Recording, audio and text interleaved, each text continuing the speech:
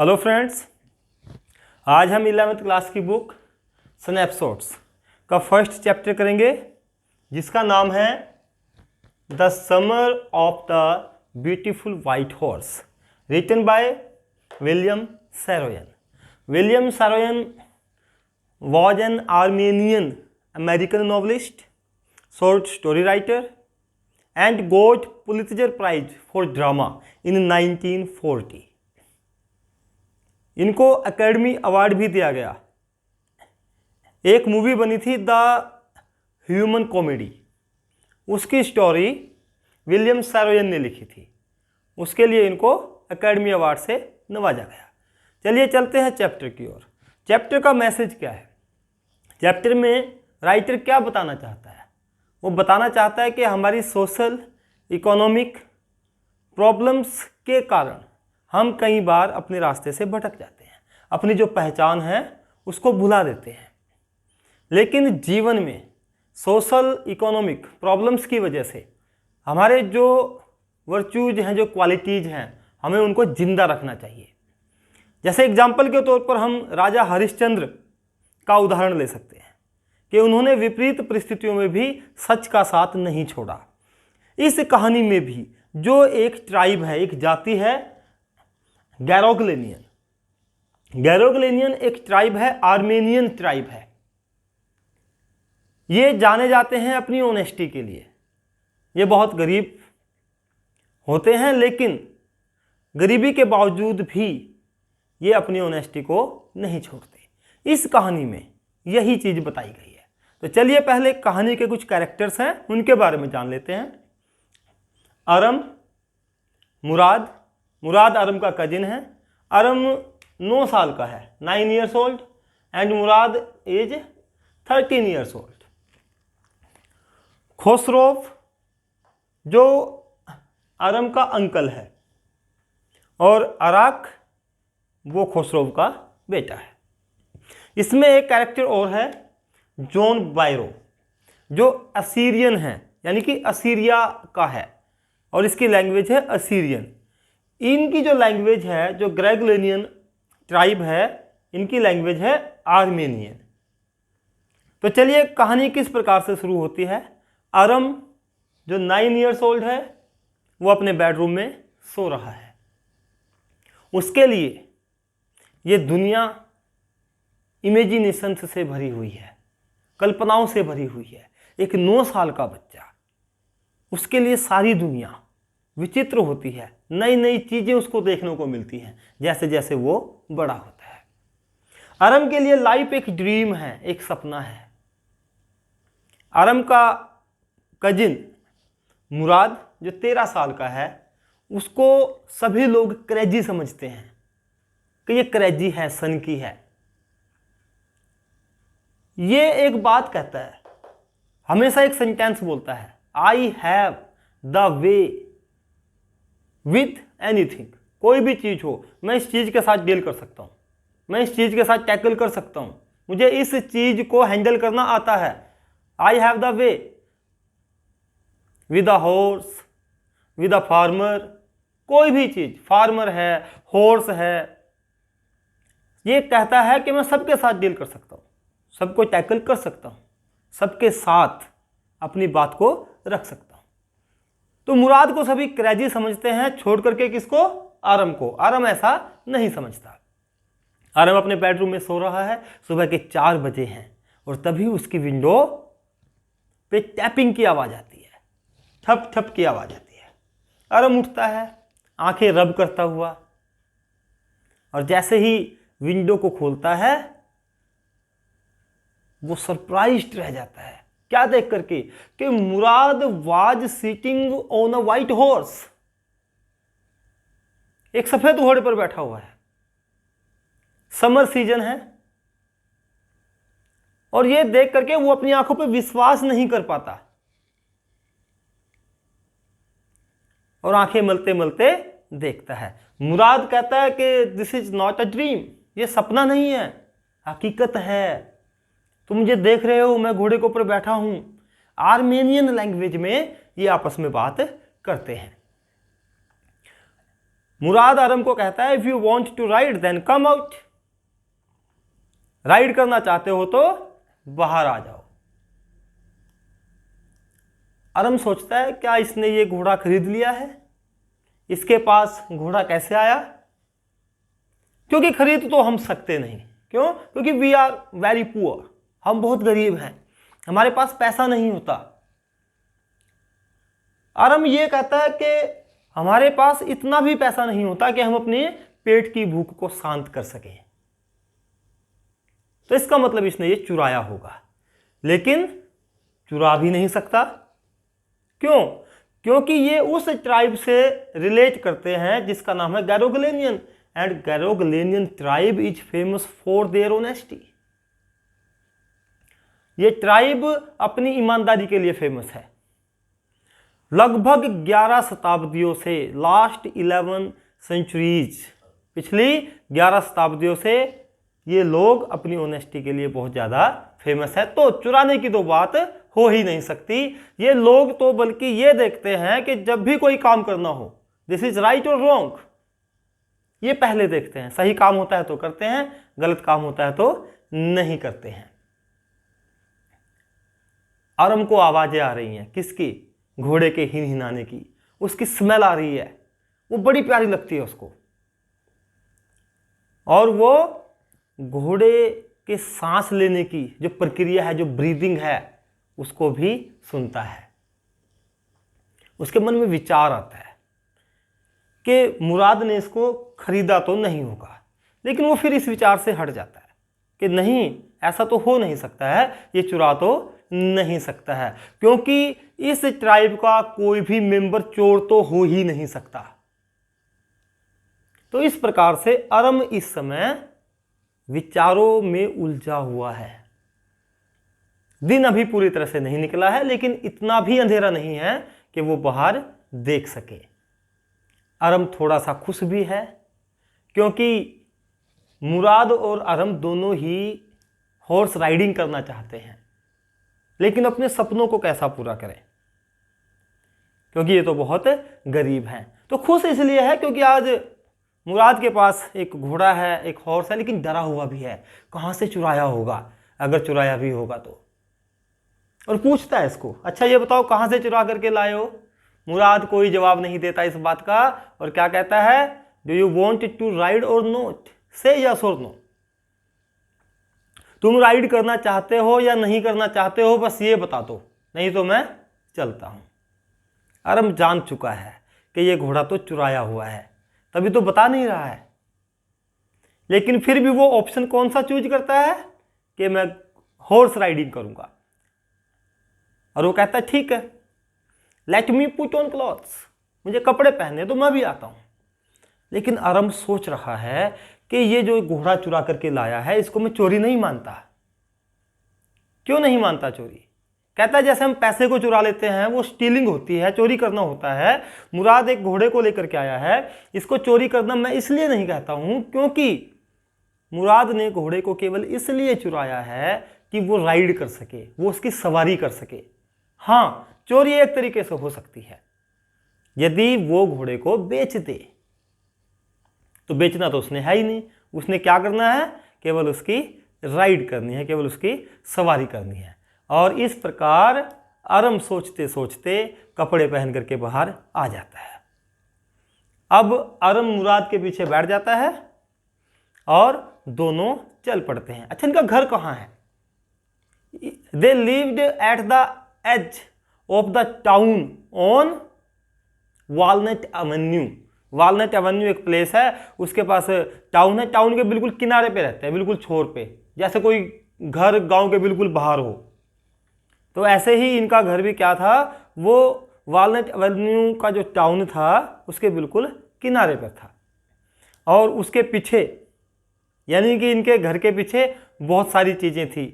क्या? जैसे wine yards, बेलें थी बहुत ज़्यादा ग्रेप्स की, और चार्ट्स, बगीचे थे, इरिगेशन डिच, खेतों में आपने देखा हो तो खाल बनी होती है पानी के लिए, सिंचाई करने के लिए, खेतों में पानी देने के लिए एक नाली बना देते हैं, उसमें से पानी आता है, तो इरिगेशन डिच, ये चीज़ें, और बहुत सारे रास्ते जैसे गांव में अक्सर होते हैं, और ये इस प्रकार से उनको पार करते हुए वॉलनट एवेन्यू से आए हैं। कहाँ पर पहुँच चुके हैं? ओलाइव एवेन्यू पे ये वहाँ पहुँच चुके हैं। हॉर्स ट्रॉटिंग कर रहा है, ट्रॉटिंग मतलब दौड़ रहा है। हवा बड़ी प्यारी लगती है इनको, फ्रेश लगती है।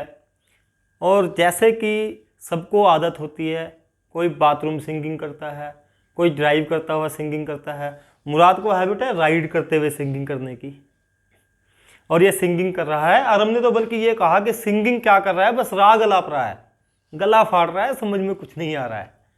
तो अरम का ऐसा सोचना है, लेकिन फिर भी अरम ये कहता है कि मुराद जो है वो सिंगिंग कर रहा है। और एक वर्ड यूज किया कि रोरिंग, ये तो गर्जना कर रहा है, सिंगिंग कहाँ कर रहा है।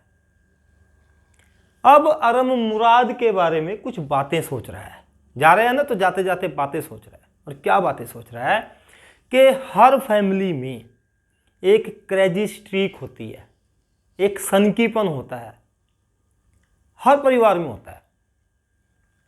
उनमें आप कैसे देखते हो कि उनके छींकने का अंदाज अलग है, उनके बोलने का अंदाज अलग है, उनके चलने का अंदाज अलग है। हर परिवार में कोई ना कोई क्वालिटी है।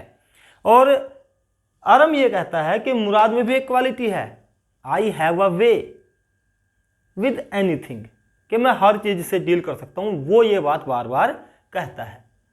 लेकिन मुराद से पहले एक व्यक्ति और है जो इस क्रेजीपन का, इस सनक का शिकार है। वो कौन है? अंकल खुसरो। अगर हम अंकल खुसरो की बात करें तो वो अरम के अंकल हैं, और he was a enormous man, बहुत बड़ा आदमी है, विद अ पावरफुल हेड, एक बहुत ही, वो समझता है कि मेरा दिमाग बहुत शक्तिशाली है। काले बाल हैं और उसकी बहुत बड़ी मस्टास है, मस्टास मतलब मूछें। और ऐसा माना जाता है कि उसके जैसा व्यक्ति पूरी घाटी में नहीं है। वो जहाँ पे रहते हैं वहाँ पे एक घाटी है, उस घाटी का नाम है San Joaquin Valley. San Joaquin Valley California की ये घाटी है। और ऐसा माना जाता है कि कैलिफोर्निया की इस घाटी में खुसरो जैसा सन की व्यक्ति कोई दूसरा नहीं है। ऐसा क्यों माना जाता है? क्योंकि खुसरो बहुत इम्पेशेंट है, धीरज नहीं है इसमें, बहुत जल्दी इरिटेट हो जाता है। और इरिटेट होकर एक बात बोलता है, इट इज नो हार्म, पे नो अटेंशन टू इट। कोई भी इसको आके कुछ भी बताएगा, मेरे को चोट लग गई, इट इज नो हार्म, कोई नुकसान ही नहीं है। पे नो अटेंशन टू इट, कोई ध्यान मत दो इसके ऊपर, ये बात ऐसे बोलता है। इसमें एक एग्जाम्पल दिया हुआ है कि इसका बेटा अरक एक दिन इसके पास भागता हुआ आया, 8 ब्लॉक क्रॉस करके आया, 8 ब्लॉक, जैसे स्कूल में होते हैं science block, commerce block, arts block, primary wing, तो वैसे काउंट करो अगर उन घरों को, उन ब्लॉक्स को, तो 8 ब्लॉक्स पार करके इसके पास आया। ये बार्बर के पास अपनी मूंछों को ट्रिम करा रहा था, ट्रिम मतलब उनको छोटी करा रहा था, उनको डिजाइन दे रहा था। अरक ने आकर के बोला कि पापा घर में आग लग गई है, हमारे घर में आग लग गई है। तो क्या बोलता है ये? इट्स नो हार्म, पे नो अटेंशन टू इट। घर में आग लग गई है और ये बोल रहा है इट्स नो हार्म, पे नो अटेंशन टू इट। बार भी बोलता है कि आपके घर में आग लगी है और आप ऐसे बोल रहे हो, इरिटेट हो जाता है। और बार को भी क्या बोलता है? पे नो अटेंशन टू इट, इसकी तरफ कोई ध्यान मत दो। इस प्रकार से ये बार्बर के ऊपर भी चिल्लाता है। अच्छा, ये ऐसा है, लेकिन ये तो अंकल है। अब मुराद में किस प्रकार से ये बात आई, किस प्रकार से ये सनक आई? क्योंकि ये कहते हैं कि पेरेंट्स से बच्चों को उनके गुण मिलते हैं, उनकी आदतें मिलती हैं। लेकिन अरम एक बात कहता है कि मुराद के फादर का नाम तो जोरब है। क्या नाम है? जोरब, ZORAB। और जोरब तो एक प्रैक्टिकल व्यक्ति है, एक प्रैक्टिकल मैन है, वो तो कभी ऐसी आदतें उसमें है ही नहीं। फिर एक बात इसमें कही गई है कि आप किसी बच्चे के फादर हो सकते हैं, उसका जो शरीर बना है वो हो सकता है आपकी बॉडी से बना हो, लेकिन जो उसकी आत्मा है, जो उसकी स्पिरिट है, उसके आप मालिक नहीं बन सकते। इट मीन्स क्या है कि वो आदतें, वो व्यवहार, वो एटीट्यूड तो व्यक्ति में अपने आप ही आता है। आप किसी जो शरीर मांस का बना होता है इसके मालिक आप हो सकते हैं, लेकिन आप उसके अंदर जो आदतें हैं उनके मालिक आप नहीं हो सकते। इस प्रकार से अरम बताता है कि जोरब एक बहुत ही प्रैक्टिकल व्यक्ति है। अब जा रहे हैं और जाते जाते अब इनको क्या करना है, राइड करनी है। तो मुराद अरम को बोलता है, ये सारी बातें जो हुई अरम सोचता हुआ जा रहा है। अरम ने हमें खुसरो के बारे में बता दिया, अराक के बारे में बता दिया, जोरब के बारे में बता दिया, मुराद के बारे में बता दिया, अपनी ट्राइब के बारे में बता दिया, अपनी लैंग्वेज के बारे में बता दिया। कैसे? क्योंकि अभी वो राइड करते हुए जा रहे हैं। और अब फिर मुराद कहता है कि चलो तुम नीचे उतर जाओ, गेट डाउन, मैं अकेला राइड करूंगा।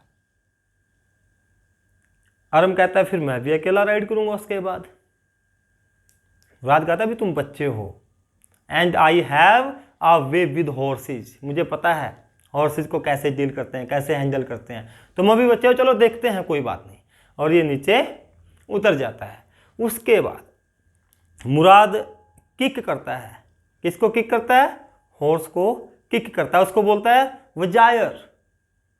वजायर का मतलब होता है हर्ट, दिल। वो उसको अपना दिल मानता है क्योंकि उसको बहुत अच्छा लगता है राइड करना। और वजायर एक आर्मेनियन लैंग्वेज का वर्ड है। और ऐसे कहते हुए वो हॉर्स को किक करता है। हॉर्स ड्राई ग्रास वाले फील्ड को, सूखे घास वाले फील्ड को पार करता हुआ इरिगेशन डिच की ओर चल पड़ता है। इरिगेशन डिच जहाँ पे पानी का एक रास्ता बना होता है सिंचाई करने के लिए, उस तरफ वो चल पड़ता है। और 5 मिनट के बाद मुराद वापस आता है और अरम से मिलता है। अब किसकी टर्न है राइड करने की? अब टर्न है अरम की। अब अरम घोड़े पे बैठ जाता है, लेकिन हॉर्स में कोई मूवमेंट नहीं होती, कोई हलचल नहीं होती, कोई मोशन नहीं होती। मुराद कहता है कि आप इसको क्या करो, किक करो। आप इसको किक करो, इसकी मसल्स पे किक करो, तब ये चलेगा। और उसने जैसे ही किक किया, हॉर्स ने स्नॉर्ट किया, स्नॉर्ट हिनहिनाया और वो भाग पड़ा। लेकिन ये सूखे मैदानों की ओर नहीं भागा। जैसे जब मुराद राइड कर रहा था तो ये ड्राई ग्रास वाले फील्ड पे चला, इरिगेशन डिच की ओर चला। लेकिन अब ये किस ओर भाग पड़ा? अब ये सीधा वाइन यार्ड रोड को इसने पकड़ लिया, जिस रोड पे ग्रेप्स की बेलें लगी हुई थी। और वहां से ये एक इसमें वर्ड दिया हुआ है डीकरन हलाबियन, डीकरन हलाबियन, उस रोड की ओर ये चल पड़ा। अरम नीचे गिर गया और घोड़ा भाग गया। वो ग्रेप्स की बेलों को कुचलता हुआ भाग रहा है। और मुराद कहता है कि मुझे तुम्हारी टेंशन नहीं है, दिन निकलने वाला है और हमें उसको जल्दी से जल्दी सर्च करना है। अगर हम सर्च नहीं कर पाए सभी लोग जाग जाएंगे, हम पकड़े जाएंगे। तुम इस साइड जाओ, मैं इस साइड जाता हूं, जैसे ही तुम्हें पता चले मुझे आवाज देना। और लगभग हाफ एन आवर, आधे घंटे के बाद, विदिन 30 मिनट्स, दोनों हॉर्स को पकड़ लेते हैं। सभी लोग जाग गए हैं, सूरज ऊपर की ओर आ गया है और अब ये लोग घर जाते हैं। लेकिन घर जाने से पहले मुराद एक बात कहता है, या तो हमें इस घोड़े को वापस करना है या इसको कहीं छिपाना है, क्योंकि सुबह हो चुकी है। अरम पूछता है कितना टाइम हो गया तुम्हें इसको चुराए हुए? कब चुराया था तुमने ये? मुराद कहता है अभी आज ही की सुबह चुराया है। कहता है मुझे तो ऐसा नहीं लगता। कहते लगता ना हो तुम्हें ऐसा, लेकिन तुम्हें ऐसा ही बोलना है जब तक हम पकड़े नहीं जाते। और जिस दिन पकड़े जाएंगे उस दिन क्या बोलेंगे कि हमने ये घोड़ा आज ही चुराया है। तो अब इसको छिपाएंगे कहां? एक प्लेस है, डेजर्टेड प्लेस है, सुनसान एरिया है, बिल्कुल बैर्न एरिया है, इनकी वहां पर कोई आता जाता नहीं है। और उस प्लेस का नाम है फैट वाजियान। क्या नाम है? फैट वाजियान, फैट वाजियान, कि हम इस प्लेस पे इसको छिपा देंगे, यहाँ पर कोई भी व्यक्ति आता जाता नहीं है, और वो वहाँ पर जाकर के उसको छिपा देते हैं। वहाँ पर बहुत सारे ओट्स, OATS, ओट्स होते हैं जई के पौधे, वो खड़े हैं। वहाँ पर अल्फाल्फा, अल्फाल्फा एक पौधा होता है, एक घास टाइप का पौधा होता है, वो भी वहाँ पर खड़ा है इस प्लेस पर, और ये वहाँ जाकर के उसको छिपा देते हैं। अब अरम कहता है कि मुझे थोड़ी थोड़ी घोड़े चलाने की समझ आ गई है। मुराद इसको, क्योंकि मुराद बड़ा है, मुराद कहता है कि नहीं, जब तुम 13 साल के हो जाओगे, जब तुम मेरे बराबर हो जाओगे, तब शायद तुम समझ पाओगे कि घोड़े को कैसे हैंडल किया जाता है, क्योंकि घोड़े पहले बहुत क्रूर होते हैं, उनको संभालना बहुत मुश्किल है, और धीरे धीरे मुझे आया है, ऐसे ही तुम्हें भी आ जाएगा, लेकिन अभी नहीं आएगा। कब आएगा? जब तुम 13 साल के हो जाओगे। इसके बाद ये घर जाते हैं, ब्रेकफास्ट करते हैं, लेकिन दोपहर के समय क्या होता है? आफ्टरनून अरम के घर पर इसका अंकल खुसरो पहुंच जाता है। क्या करने के लिए? कॉफ़ी पीने के लिए, सिगरेट पीने के लिए। और जैसे ही ये वहाँ पहुँचता है, वहाँ पर एक दूसरा विजिटर भी आ जाता है, दूसरा व्यक्ति आ जाता है। वो कौन है? जॉन बायरो, जो एक असीरियन है। असीरियन मतलब असीरिया का वासी है, असीरियन इसकी लैंग्वेज है। और ये आकर के खुसरो को कहता है कि पिछले 1 महीने से मुझे मेरा घोड़ा नहीं मिल रहा है, 1 महीने पहले मेरा घोड़ा चुरा लिया गया है। और खुसरो क्या कहेगा? इट्स नो हार्म, अरे कोई नुकसान वाली बात नहीं है। क्या होता है एक घोड़े का लॉस होना? What is the loss of a horse? हमने अपनी जमीनें खो दी, हमने अपनी जमीनों को गंवा दिया है, हम तो कभी सोचते नहीं है इस बारे में। जॉन बायरो कहता है कि मैं सरे कैसे चलाऊंगा? सरे उसकी एक गाड़ी है कि वो घोड़े से ही चलती है, वो कैसे चलाऊंगा? और मेरी जो लेफ्ट लेग है, जो मेरी बाईं टांग है, उसमें पेन होता है। मैं अभी भी 10 मील चल के पैदल चल के आया हूं। और इस बात से खुसरो नाराज हो जाता है, इरिटेट हो जाता है। जो खुसरो की बात नहीं मानता उससे इरिटेट हो जाता है, और क्या कहता है? पे नो अटेंशन, इस चीज के ऊपर कोई ध्यान मत दो।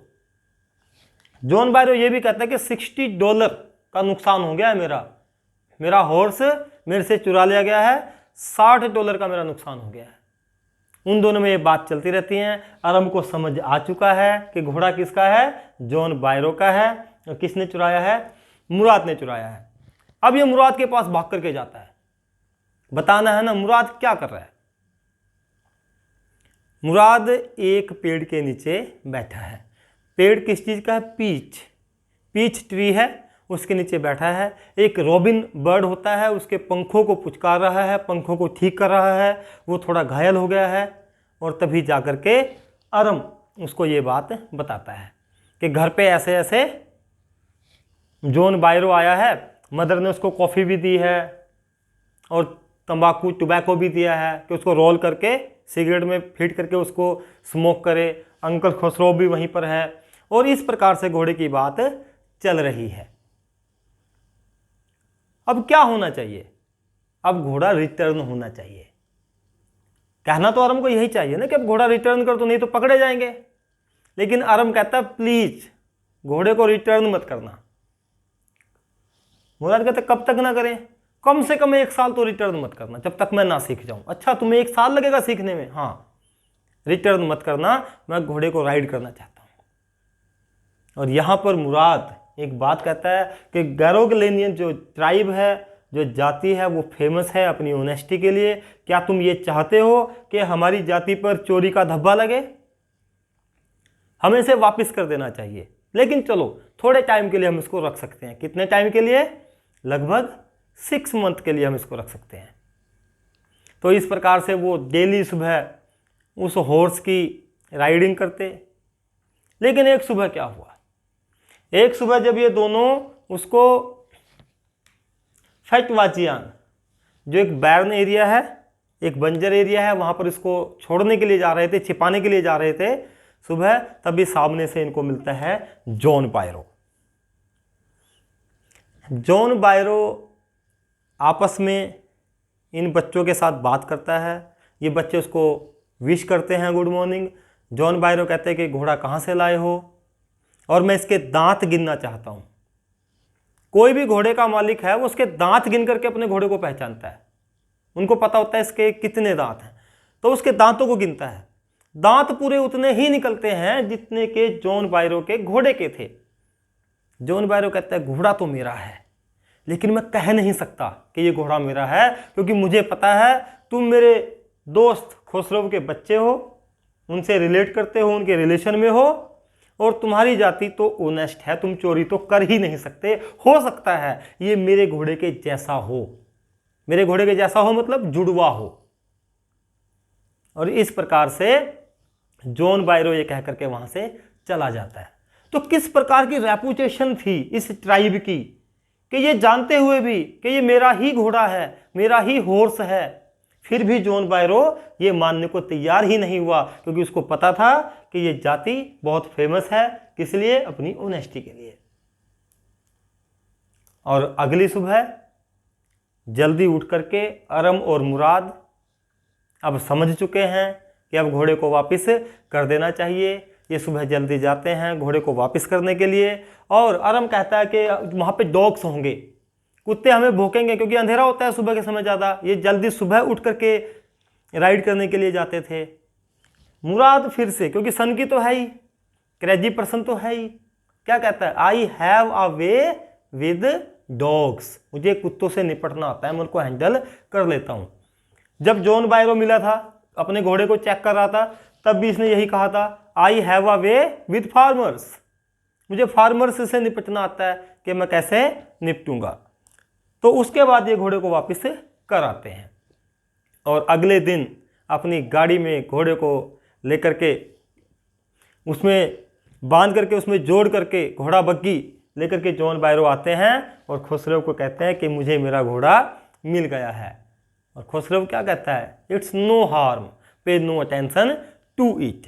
इस प्रकार से हमने जाना कि एक घोड़े की कहानी के माध्यम से उसको चुराकर भी इस जाति के ये बच्चे ऑनेस्ट ही रहे, क्योंकि इनकी ये क्वालिटी थी। तो इसमें एक मैसेज दिया हुआ है कि अपनी क्वालिटी को बचाने के लिए हमें चोरी नहीं करनी चाहिए, क्योंकि इनकी क्वालिटी क्या थी कि ये ऑनेस्टी के लिए जाने जाते थे। आई होप कि आपको पूरा चैप्टर समझ आया होगा। आप मेरी वीडियो को लाइक करें, शेयर करें, चैनल को सब्सक्राइब करें। कोई भी डाउट हो कमेंट बॉक्स में जाकर के लिखें, रेड बेल आइकन को दबाएं ताकि आने वाले वीडियोज़ के नोटिफिकेशंस आपको मिलते रहें। Thank you, have a nice time.